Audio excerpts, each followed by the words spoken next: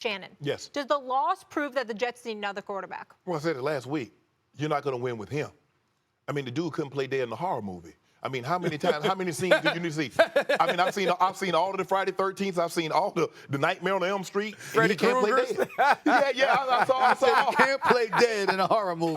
That's a beautiful line. I've seen them all. And at some point in time, you've got to come to the realization he is what he is. There is a reason if you thought he could play, if you thought he could play just a tad, there's no way you would mortgage what you mortgage and pay Aaron Rodgers what you paid him. Now, it's sad. It's very disheartening that 4 plays into his tenure with the Jets, he goes down. And now your worst fear is realized. Zach Wilson has to play. And Greeny is absolutely right. They know he can't play. He can't convince anybody in that locker room because they saw him for an extended period of time last year, and he can't play. And I understand, yesterday notwithstanding, should they have run the football more? Absolutely. Zach Wilson can't be your leading rusher when you have 2 running backs that's more than capable of running the football. But no, he takes too many sacks. And once the pressure comes, he drops his head, his eyes goes down, and he doesn't know. He's like a blind dog in a meat house.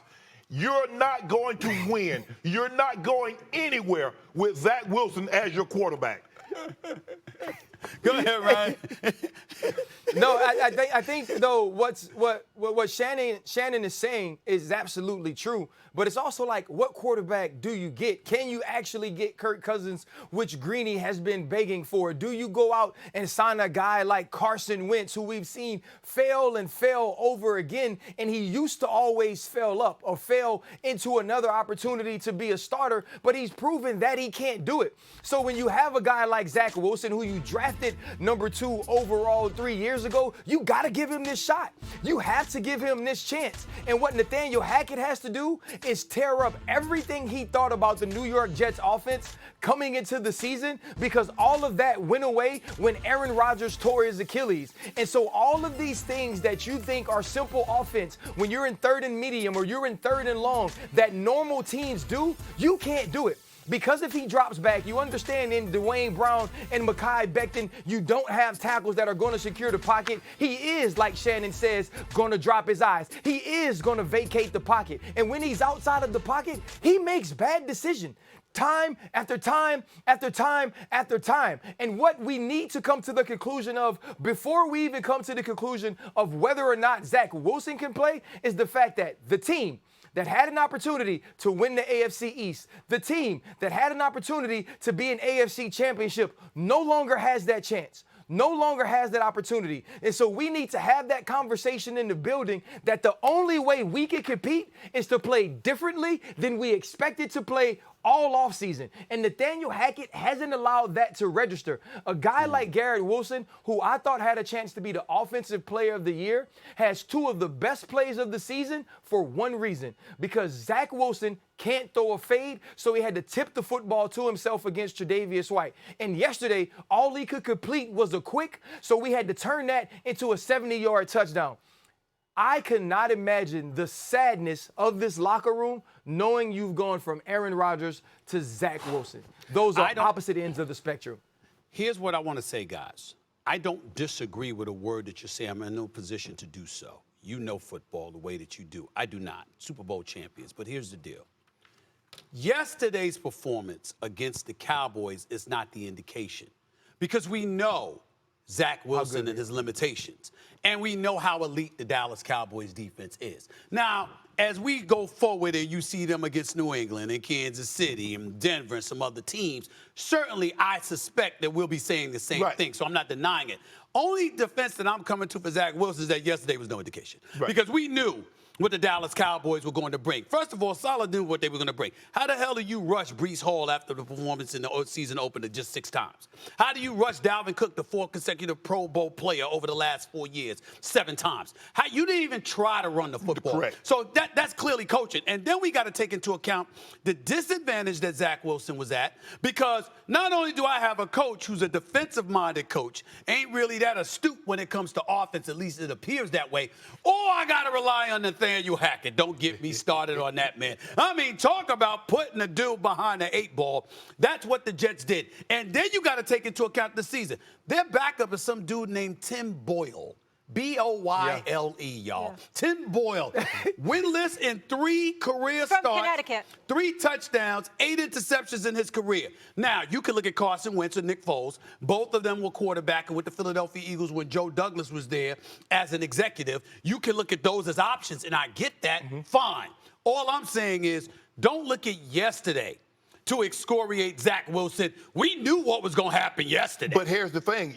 People say, well, don't look at yesterday because they're playing the Cowboys. But you looked at Monday night when Josh Allen turned the ball over 4 times. So how many times are opposing teams going to give him 4 turnovers on a short field for Zach Wilson to do what he did on that Monday night? I agree with that, but all I'm saying is this. Josh Allen ain't no damn Zach Wilson. So when I'm judging Josh Allen, there's high expectations. We know how limited Zach Wilson is. I'm saying the 4 turnovers. Right. How often are they going to get 4 turnovers? And Zach Wilson's going to have a short field to operate on, RC. So you can't have it both. I feel you. Go ahead. Shannon, even with that, Shannon, it took a punt return, a walk-off punt return to win the game.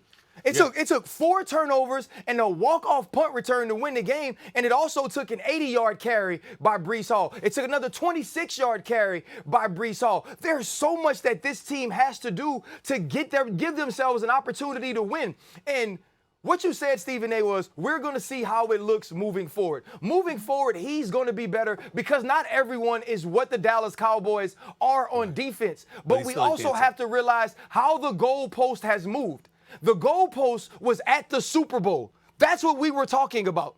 The New York Jets having an opportunity to go to the Super Bowl with their superstar-led defense and a superstar quarterback. That's the conversation. Now the conversation is, can they get into the playoffs? Because no one expects that this guy can take you to the Super Bowl. And so that's the difference in what this team was. To Buffalo, where the Bills got back on track with a win over the Raiders after a brutal Week 1 loss. Josh Allen did a way better job of holding on to the ball, going 31 for 37, 274 yards, 3 TDs, no interceptions, en route to a 38-10 win. Allen's 0 giveaways in Sunday's win is a stark difference from his 4 turnovers against the Jets to open the season. The Bills signal caller nearly doubled his total QBR from last week. Shannon, do you trust that this version of Allen that we saw this week will show up? No, he's turnover prone. I mean, he has 84 turnovers in 6 seasons. So why would all of a sudden I believe that he's going to be something that he's shown me? 6 seasons is a large sample size. I'm not talking about 6 games. I'm talking about 6 years. That is a very large sample size, and for someone to give you a clear indication of who and what they are. But yesterday, what he did, he cut down his air yardage. Week 1, it was 7.4. Yesterday was 3.9. He had rushing totals, went from 97 to 183 yesterday. So they ran the ball a little bit more and took the ball out of his hand a lot. And he put together drives of 11 and 15 plays and had spread the ball around to 9 different pass catchers. But Josh Allen is turnover. He's great. But you're going to have to live with those turnovers, and you just hope they don't come at the most inopportune time. Because, RC, you know this. All turnovers ain't created equal. A guy turning the ball over in the first quarter is a lot different than the guy turning the ball over in the last 3-4 minutes of the ball game. But he is turnover prone, and you're just going to have to live with that. Let me say this. I get where you're coming from, Shannon. What I'm going to do is lean on greatness. Okay. And give greatness the benefit of the doubt. Okay. I'm not saying that the trepidation isn't valid. Right. I get that. But I'm going to give the greatness the benefit from the doubt from this perspective. He's completing 76.9% of his passes this season thus far, okay? Got 4 touchdowns and 3 interceptions. We understand that, all right? They ramrodded the Las Vegas Raiders, which is a different subject for another day, because we certainly expected the Raiders to look better than they looked yesterday. But that's a different subject for another moment. What I would say to you about is this. We've got Joe Burrow struggling. We've got Patrick Mahomes not having the weapons he's accustomed to having. We see what the Chargers are doing offensively, but we're wondering about them defensively. We know Miami's going to come up. The Jets have been compromised because of the injury to Aaron Rodgers. I'm thinking the trepidation or the reluctance or whatever word is appropriate that Stephon Diggs had about Josh Allen in the AFC Championship, the AFC Divisional Playoff game, and then throughout the offseason, coming into training camp, now more than ever, that window of opportunity that I was told he felt was like slipping, all of a sudden, it has, now you're back in that mode. Okay. Jets have been compromised. Cincinnati's compromised to some degree, the health of Joe Burrow. Look at Kansas City, they've been compromised. You got a chance, if you're Josh Allen, arguably your best chance. True. To get the Buffalo Bills to the Super Bowl. So that level of greatness that you're talking about, even though it's been compromised to some degree because he's turnover-prone, guys, all I'm saying is you're not wrong. But I'm going to look at him and go like this, all right, what you going to do now? What you going to do now? And I think it's going to be interesting to see because we know he has the potential to pull it off.